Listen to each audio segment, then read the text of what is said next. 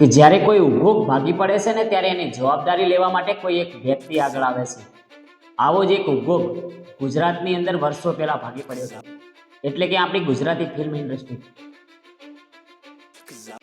નરેશ કનોડિયાના આથમતા સુરજ સાથે Gujarati film industry પણ પડી ભાગી હતી.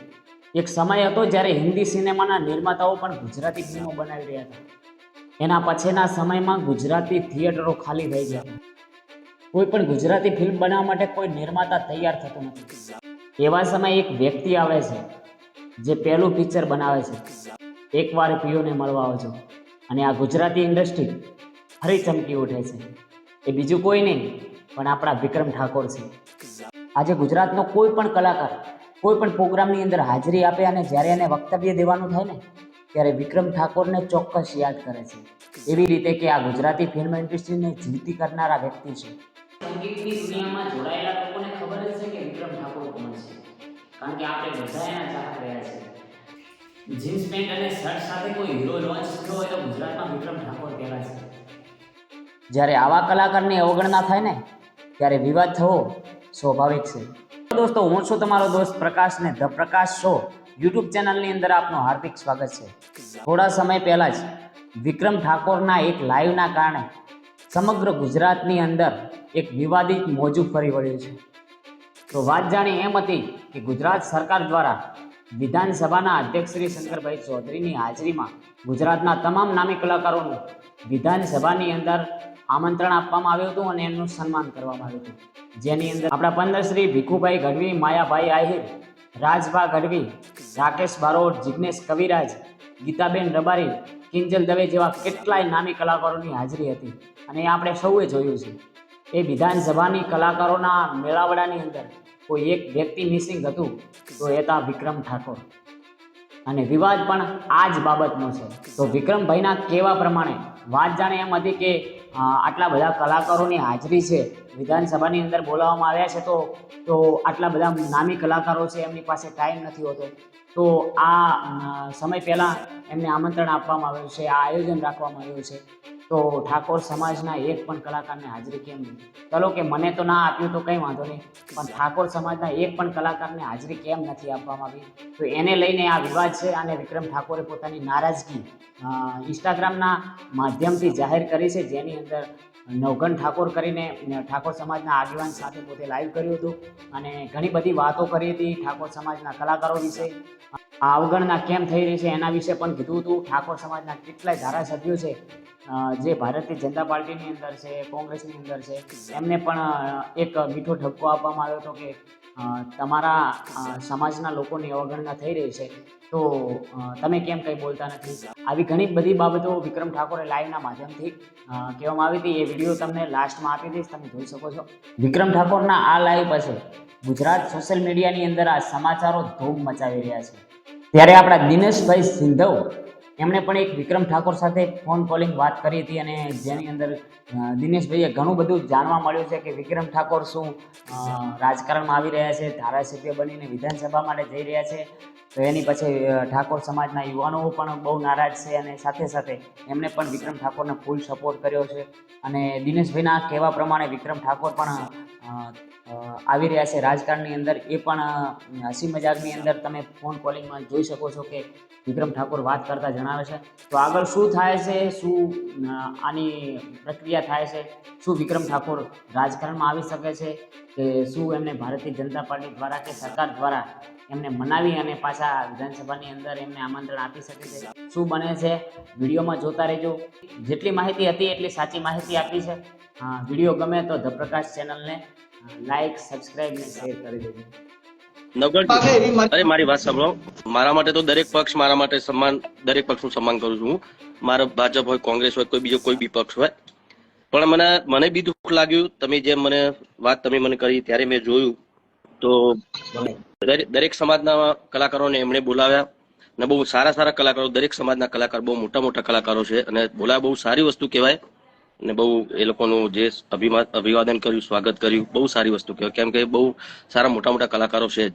એટલે મને દુઃખ એ થયું કે ભાઈ ચલો મને બોલાવે ના બોલાવે એની વાત નથી, પણ મારા ઠાકોર સમાજના, ક્ષત્રિય સમાજના ઘણા બધા કલાકારો એવા છે, બહુ સારા સંતવાણી પણ કરે છે, સારું ભજનો પણ ગાય છે, સારું સાહિત્ય પણ કરે છે. ઘણા બધા કલાકારો એવા છે કે જે સારા લેવલ પર છે. મારી વાત તો ચલો ભાઈ બધાને ખબર જ છે, એ ઠીક વાત છે, પણ મને પણ દુઃખ થયું કે મારા ઠાકોર સમાજના કોઈ બી એક કલાકારને બોલાયો હોય તો સારું લાગે. પણ એમને જે કર્યું, હું તો નગણજી એટલું જ કહીશ કે આપણા સમાજના નેતાઓ પણ ઘણા બધા છે, બહુ આપણા સમાજના નેતાઓ, તો એ નેતાઓ બી આનો વિરોધ ઉઠાવવો જોઈએ, રજૂઆત કરવી જોઈએ કે આ આવું ના ચાલે એમ.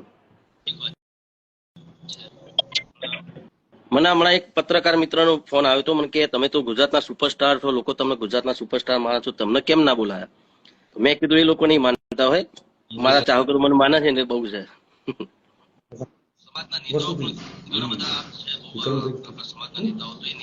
તમે તાર બોલો ભાઈ. બોલો ને ગોળજી, તમારે શું કઈ? બે શબ્દ સંદેશો સમાજને હું આપવા માંગુ છું હાજી સાહેબ. કે ઠાકોર સમાજના કલાકારોનું અપમાન એ સમગ્ર ઠાકોર સમાજનું અપમાન છે.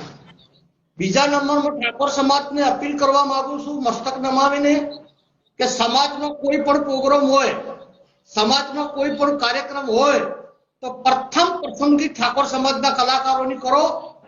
સમાજનો પૈસો સમાજમાં રહે એ સૌથી સારું. અને વિક્રમભાઈ, રોહિતભાઈ, છોટે વિક્રમ તેમજ ગુજરાતના તમામ કલાકારો ઠાકોર સમાજનો કોઈ પણ પ્રસંગ હોય તો દોડીને ફ્રીમાં આવે છે સમાજ માટે.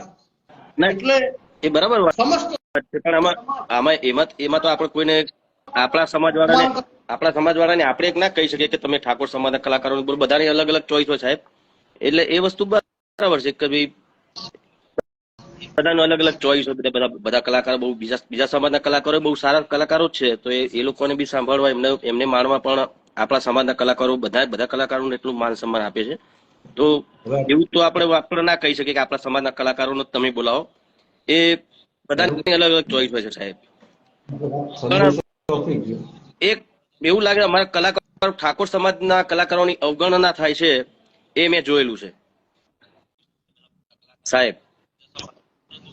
ઘણી જગ્યાએ મેં નોટ કરેલું છે કે આપણા ઠાકોર સમાજના કલાકારોની અવગણના થાય છે, અને આ કલાકારોના એક અલગ અલગ બધા ગ્રુપ બની ગયા છે, જેમાં આપણા ઠાકોર સમાજના કલાકારોને ઘણા લોકો બાકાત રાખી રહ્યા છે. સારા સારા કલાકારો છે, એવું કશું નહીં, પણ એવું થતું હોય છે. આપણે કોઈ કલાકારનું એવું કોઈ નાત જાતની વાત નથી. કલાકાર કલાકાર છે, એમાં કોઈ નાત જાત આવે જ નહીં. કલાકારનું ત્યાં સન્માન કર્યું દરેક એમનું, પણ અમારા ઠાકોર સમાજનું તમે કોઈ કલાકારનું સન્માન ના કર્યું, થોડું ખોટું લાગ્યું. અને આ કોઈ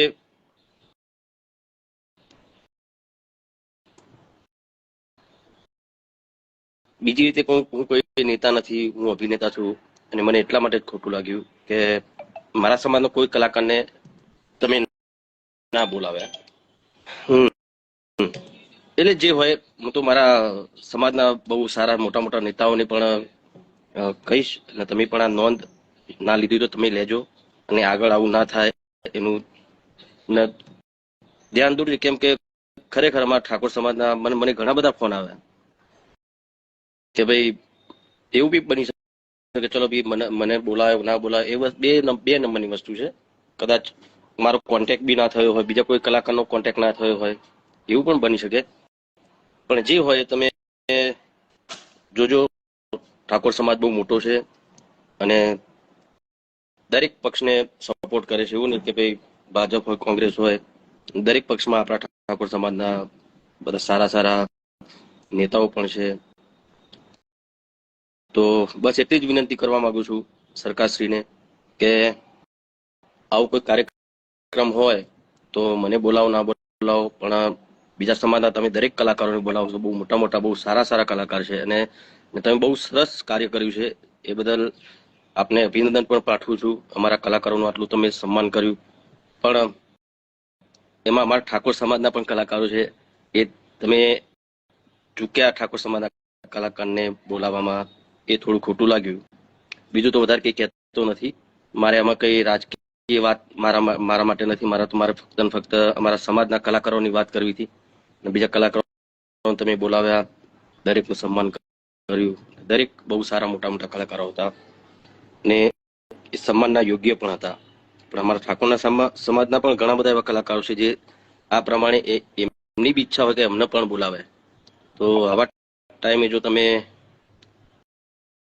નેક્સ્ટ ટાઈમ ધ્યાન રાખજો. કદાચ તમને ખબર ના હોય, કોઈ બીજા કોઈના થ્રુ બધાને બોલાવ્યા હોય, તમને ત્યાં જે આપણા સરકારના બધા જે ત્યાંના બધા જે નેતાઓ છે એમને ખબર પણ ના હોય એવું પણ બની શકે. પણ એ ધ્યાન તો આમ તો તમારે જ દોરવાનું હોય ને. તમે કોઈને આપ્યું કહેવાનું ચલો ભાઈ આ કલાકારોને બોલાવો, તો એમાં ઠાકોર સમાજના કલાકારને કેમ તમે નહીં બોલાયા જે તમે કોઈને કામ આપ્યું છે? તો એ મિત્રોને તમે પૂછજો. અને નાના મોઢે મોટી વાત કહેવાઈ ગઈ હોય તો માફ કરજો, પણ મારા માટે દરેક પક્ષ સન્માન લાયક છે. એટલે મારા માટે કોઈ પક્ષની વાત નથી. મારે ફક્ત ને ફક્ત અમારા ક્ષત્રિય સમાજની વાત કરવી હતી. અને ચલો હવે આ તો વાત થઈ ગઈ. અને બધાને ખબર છે કે ભાઈ રાજકીય નેતાઓ હોય, દરેક પક્ષના નેતાઓ હોય, એમને પણ ખબર છે